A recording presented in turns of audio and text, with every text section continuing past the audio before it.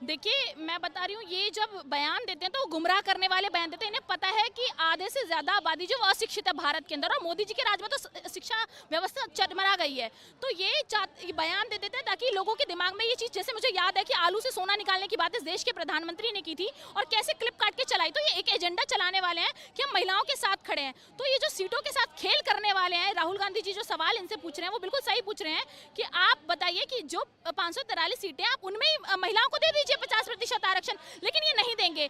इसलिए नहीं देंगे क्योंकि ये सीटें बढ़ा करके अपने वोट बैंक को बढ़ाना चाहते हैं। तो ये वोट बैंक की राजनीति है, मोदी जी अपने पर्सनल फायदे के लिए लाना चाहते हैं। और इसे कब तक, 2029 तक नहीं, ये 2032-40 पता नहीं कब तक लागू करेंगे, इनकी सरकार रहेगी या नहीं रहेगी।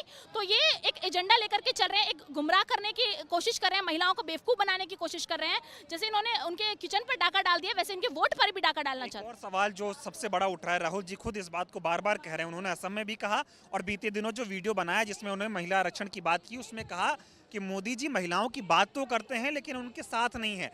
एप्स्टीन फाइल में जो उनका नाम आया है उसमें महिलाओं के साथ उनके गलत तरीके से संबंध जोड़े गए हैं।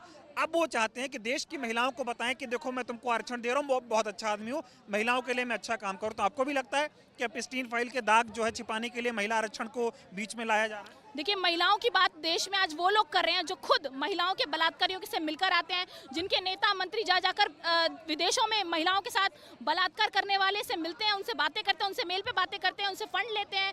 तो आज भारत के अंदर जो ये महिलाओं की बात करते हैं, बेटी बचाओ बेटी पढ़ाओ का नारा देते हैं, आज उसी नारे के पीछे इन्हीं के नेता मंत्री बलात्कारी जो है वो छुप करके बलात्कार करते हैं। मैं कहती हूँ एप्स्टीन फाइल्स में हरदीप सिंह पुरी का नाम है, क्या एक्शन लिया भारतीय जनता पार्टी ने? नरेंद्र मोदी जी का नाम शामिल है, मेल पर बार बार अनिल अंबानी बात कर रहे हैं, वो मेल जनता ने देखा, लेकिन क्या एक्शन हुआ भारत के अंदर? तो जब आप विदेशी महिलाओं पर बयान नहीं दे पाते, महिलाएं महिलाएं हैं, चाहे देश क्यों चाहे विदेश क्यों, तो राहुल गांधी जी ने बात साफ साफ कही है कि ये महिला विरोधी सरकार है, दलित विरोधी सरकार है, पिछड़े विरोधी सरकार है। अगर नहीं होती तो ओबीसी एससी एसटी के लिए यहाँ पर प्रावधान होते, अगर नहीं होती महिला विरोधी तो एप्स्टीन फाइल्स में देश के प्रधानमंत्री जी का नाम नहीं आता।